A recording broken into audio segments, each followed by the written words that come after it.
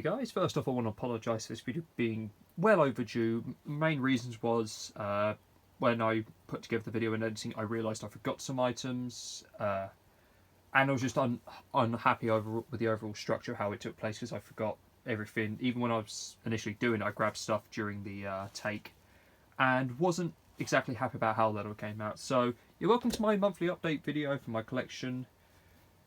Obviously it's overdue. We're now in about 9 days into April at the time of this recording, instead of being at the 1st of April or the 2nd as I was planning to have this up by, as you can possibly imagine. So let's just get into it. Obviously I've already covered this in an unboxing video. We have Season 9 brand new box set that's come out. I'm going to go through what's brand new, so obviously not just CDs this month, but I've not had a chance to use this yet because I'm currently on Season 13 on my watch through. So yeah, obviously Season 9. Now if we do go to the CDs, first off we have Phantasmagoria. This was just chosen because like number 2, and it was actually, well, I don't think this one was the most cheap actually. It was rather pricey unfortunately, but obviously you got to fill in the gaps somehow, and thought might as well try and thin it out. That's where number 2 came into play. And Red Dawn, obviously chosen because number 8, why not go for that? And the title like that made me want to see it. Ice Warriors in 5. This was actually a pretty good one, listening to this on a train home from a convention. So yeah, pretty fun one. One I happened to enjoy even more, however, was the Spectre of Lanyon Moor. Obvious reason for getting this one, 6 and the Brigadier. And one thing I happen to love above all else was that there's no dilly-dallying. The Brigadier knows it's 6, or knows it's the Doctor, I suppose, and they definitely play so well off of each other. And I can't help but love this story. I think they extended the episodes on this one to commemorate, which I really enjoyed. Thanks, needless to say, obviously. Number 9, really enjoyed that. What was a last-minute purchase was Blood Tide. I think I had this on my watch list like 20 quid, and I thought, okay, this could be a more pricey one, which I was going to order this month. But then a 50% offer came up, so I thought, no, I'm taking this now. I'm not gonna miss it. This one I really happened to enjoy. I think this one just caught me off guard about how much I did end up enjoying it, if I'm going to be quite honest about it. So, yeah, that's number 22 for those who don't know. We have number 23, actually, Project Twilight. The main reason I went for Project Twilight, sorry, was because I have Project Lazarus, and having listened to both of these, Lazarus makes more sense, and I do prefer this one. In fact, the accents were so Cockney London, I had to check the cast because I thought, is Glenn Murphy in this? And yeah, Glenn Murphy, if you don't actually know, was Dibber in The Mysterious Planet, and best known as George Green in London's Burning. But The Chimes of Midnight, obviously the second in the 8th Doctor range, the second in the second series of the 8th Doctor from the main range. Obviously this is number 29, as that range spans 28 through 33. Obviously went for this one because I'm trying to get the gaps. Actually, the time of recording, I do have more than just those first 2, but you had to wait till next month, even though I have made it plainly obvious. Jubilee. Since I recorded the initial attempt at this collection video, I've actually had the opportunity to listen to this one. Wasn't the most thrilled, if I'm being honest. There was some parts I didn't really like, but it was good. I obviously got it because Daleks, and this inspired Gareth Roberts. It's number 40 from the main range, of course. Inspired Gareth Roberts to go back and redo it for the main series as Dalek. But I feel Dalek was an improvement over this. What number is this one? This is 57. This is Arrangements for War. This one I got because I asked Colin Baker what one was his favourite, and he just mentioned this one. I'm assuming this is probably the only one he remembered, but he did say he really liked Arrangements for War, so I obviously went out and got it. That's mainly a lot of the reasons. The End of the Beginning. This is 275. This is the last one from the main range. Got this one because it was on Amazon. I had some vouchers, so I thought, hey, you know what, let's get this one. But if I actually open this up, one thing I do like on the reversible covers, which I don't know when they started doing these, but this one is a throwback to the original, and it's all You can't really tell too well on camera. There's like a little mark there and like crease in the corner to suggest it's all retro. And I kind of love that little bit of love and dedication to it there, if I'm going to be completely honest. I have skipped over one, but I'll be coming back to it soon enough. Cryptobiosis and the Monsters of Gokroth. As you can tell, Monsters of Gokroth is signed. That's by... what's the name? Sorry, I've got so many signatures, I often forget the names. Where is it? Here we are, Victoria Yates, who played Dr. Maliva in that story, and Cryptobiosis. Now, this is a story how I got hold of both of these. Is for LFCC, I always double check the names. Like if a name comes up on the thing, I cross-reference the names. And this one came up, obviously, Victoria Yates. And what happened was, I thought, oh crap, I don't have this one. So I had to then go out and get it. It was on Amazon for about 10 quid. And I saw that if you got from a collection point, you get a £5 voucher. That one happened to be a £5 voucher. Well, £5, so I thought, okay, I went for it. So that's how I have both of these at the same time, because Cryptobiosis is not one I would have necessarily gone for otherwise. And when they made that announcement, I had 4 days to get it and listen to it. And I thought I didn't get around to ordering it till the next day, so I got that with 3 days to go. This is prior to travel, I believe. So that was announced on the Tuesday. I got that on the Wednesday. Arrived on the Thursday. No, they arrived on the Wednesday. Sorry. So I thought, okay, So I thought I had to listen to it. The Thursday, however, I was really busy with work, so I didn't get to start listening to this until the Friday, the day before Con, and I didn't finish listening to it till Saturday morning because I was really exhausted. But I happened to enjoy it a fair bit. It was really nice meeting her. So this is actually now the contender if Jessica Martin ever does another LFCC, because she's obviously in this as Mags. I think this is the first one where she's actually sort of a companion. And if I get her, McCoy will go in there as well. Simple as that. As a Cryptobiosis, like I said, it was just, if I did a collection point instead of having that straight to my house, that was for free. I'm obviously not going to complain about such a choice in any capacity. Empathy Games. This is from the Companion Chronicles. This is number 3.4. I think just went for this one, like the random one, get some more Companion Chronicles stories in, and I think it just happened to be the cheapest. It was overall a very random choice of a CD to get, if I'm going to be quite frank about that decision. It wasn't one that I would necessarily consider to be one I most certainly went after. I like Mission to Magnus. This was both cheap, and I thought, you know what, this, out of the season 23 stories that were written, this one has the premise that intrigues me the most, mainly because of Syl and the Ice Warriors. Although I'm assuming because it was only like about £3, that means it's not going to be very good, unfortunately. I hope I'm wrong. I really do hope I'm wrong, but if I know my luck, most certainly I am going to not be correct. And lastly, from like actual releases, we have After the Daleks. This was bought at the same time as End of the Beginning, and the whole reason for this was I just thought, hey, you know what, another one from the early adventures and Daleks. And actually I was kind of shocked because I saw on the cast list Jonathan Guy Lewis, who was he playing this? Marcus Bray. I know Lewis, well, Jonathan Guy Lewis's main role is Chris Chapman from seasons 11 through 13 of London's Burning, which, side note, I will contend are still really good seasons. It's season 14 that I think is when it all goes to hell in a handbasket, as I often say. Last new CD purchase is Cuddlesome.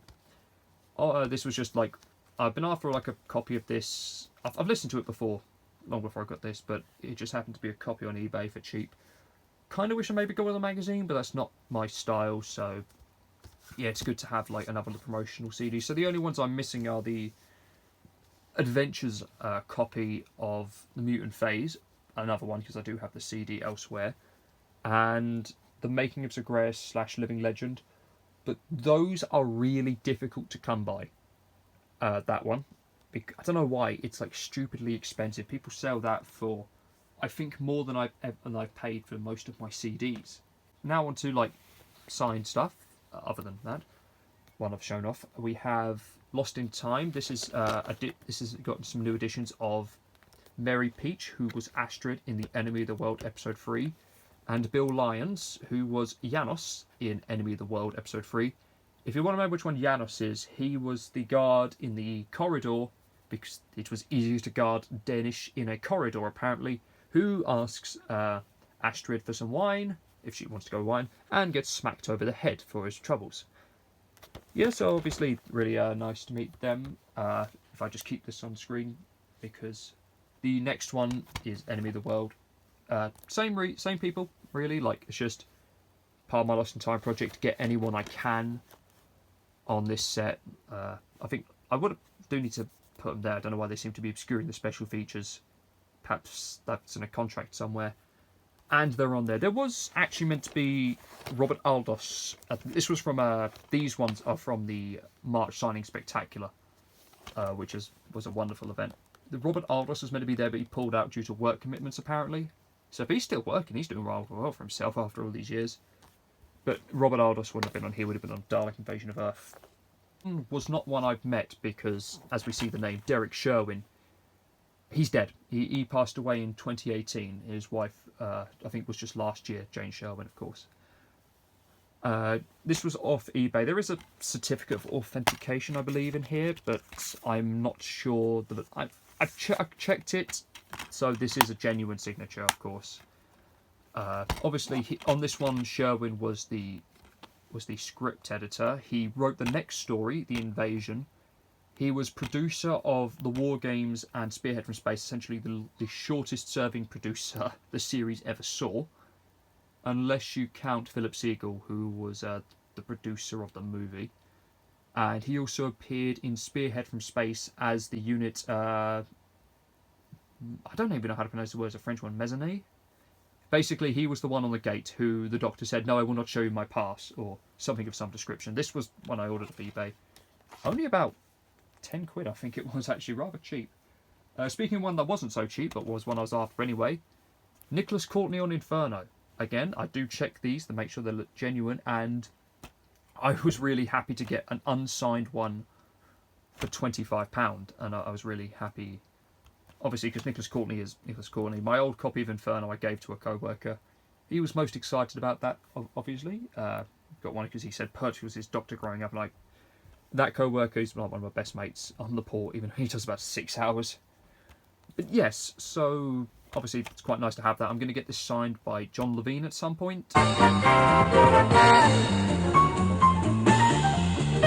Next one up, we have Time Warrior. This is signed by Steve Ismay, who was a unit soldier, and Dick Mills, who did the sound effects. This was just one off eBay, of course. Like, Steve Ismay is actually going to the April signing spectacular, which I can't wait for.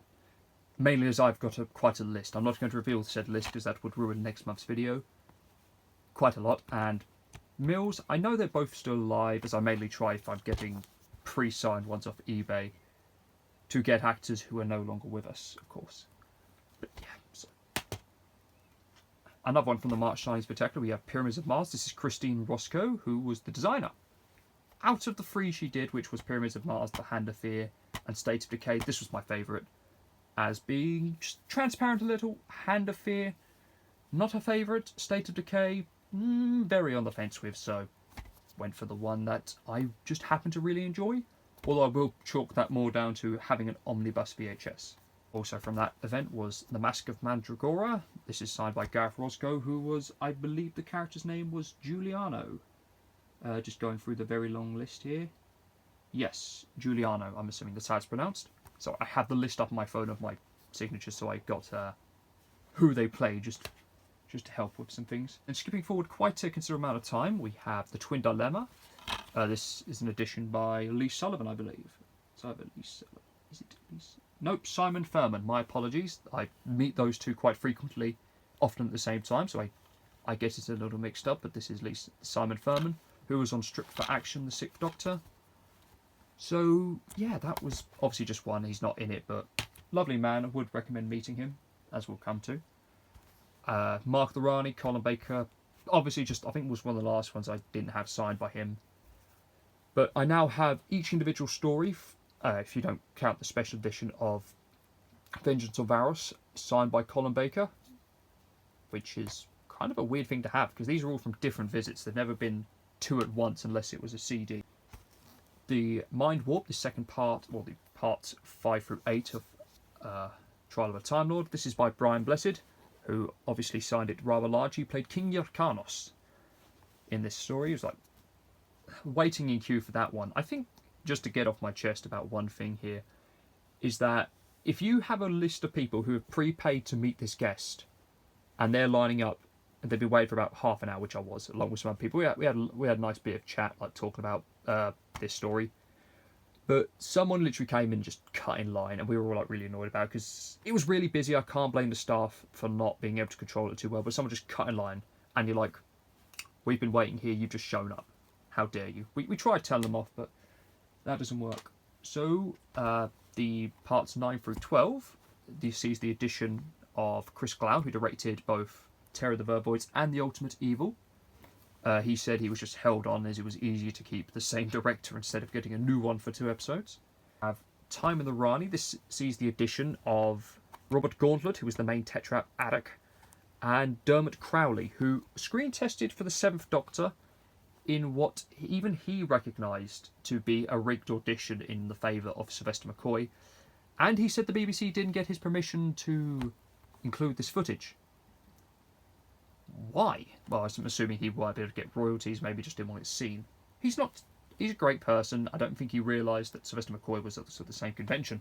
I've got to have to talk about a lot because I had to go through it. I previously shown this cover off when it was signed by just Simon Furman or Lee Sullivan, but this has now been joined by Bonnie Langford, who was Mel, David Kinder, who was Billy, Belinda Main, who was the titular Delta, Morgan Deere, who played Hawk, Anita Graham Bollitt, I believe that's how it's pronounced, and Chris Cloud, the director. So, yeah, this is obviously one of my most... Now, in terms of covers, this is my most signed individual cover. Obviously, Series 7, still beats it with 9, but this is a singular story, so therefore I believe that wins in the overall what's the most signed.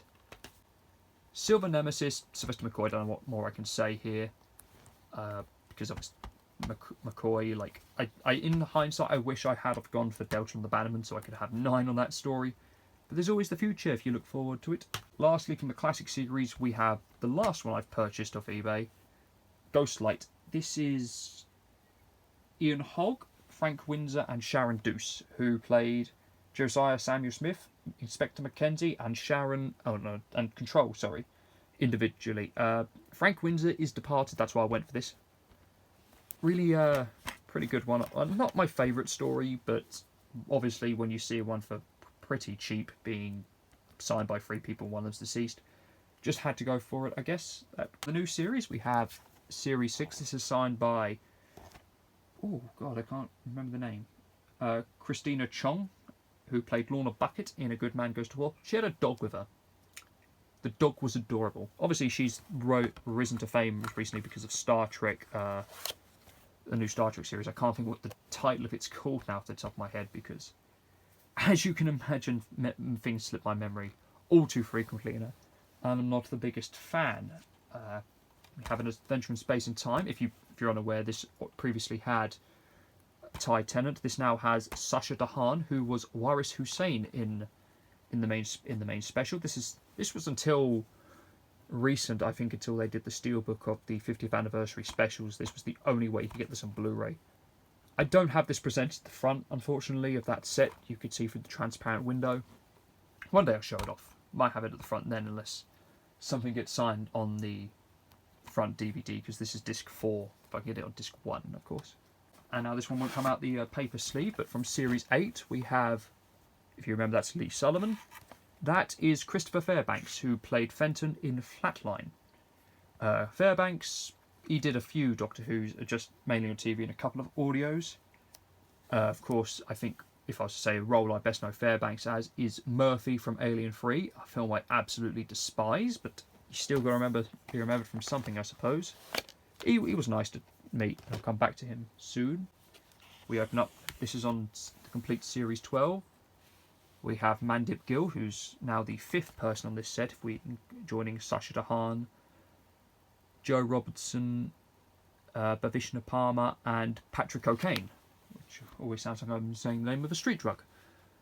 She was lovely to me. I did get cut in line by Sylvester McCoy. Can't believe it. Minute in Hell. This is Morgan Deere, who in this one was Waldo Pickering, who said he got a bad review. Apparently his American accent wasn't great. That's the point. It's meant to be an over-the-top American accent. I love it. This is like my second favourite audio, looking at the list. So that was really nice to get signed. The Axis of Insanity. This is signed by Simon Furman, who was actually the writer of this particular tale. He was really lovely to talk about, especially as he said it was very difficult going from a comic writer where you have to visualise a lot in a single frame to something where you don't get to visualise anything. You have to visualise entirely in your head. So that was pretty nice. Not the biggest fan of this story, however. Then we have Fintime Madquake. This is signed by Wolf Scolding. I mentioned this when I did my initial CD video. He played Charles Cruikshank in Fintime. Thank God he put it another way, because this is like 2 stories worth of cast. If I'm going to be honest, I wasn't a big fan of the split thing and wasn't the best story, but he was lovely to talk to. He said he actually trained with George Watkins, so I'd like to meet Watkins, of course. He was actually the nephew of Peter Davison. Are they just genuinely going to like keep getting Davison's family in this show? In any capacity? They've already done it like a number of times.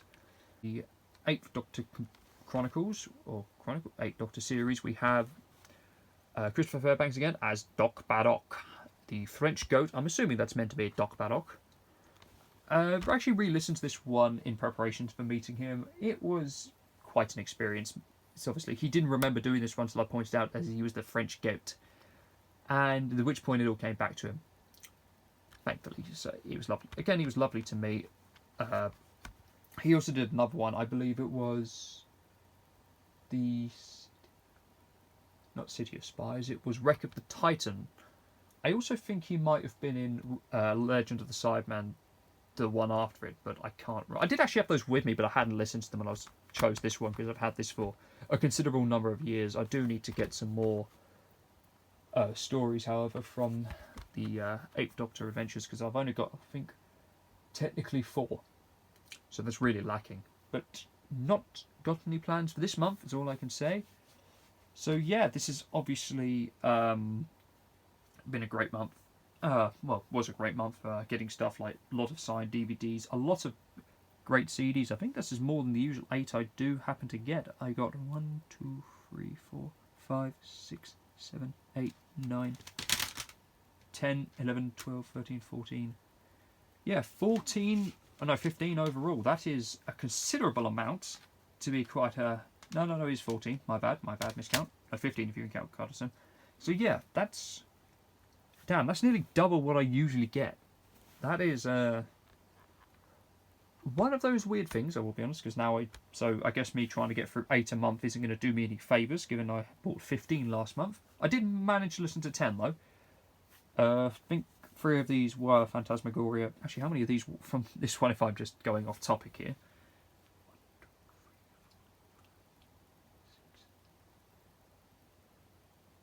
7. Oh, God, don't slide away again. I hate when they slide away. Yeah, about 7 from the main range, and I think 3 from others. I can't remember what the other ones were now. Oh well. Anyway, thank you very much for watching. I cannot wait to bring you next month's collection update video, because I'll be really excited about that particular one. But until then, bye-bye.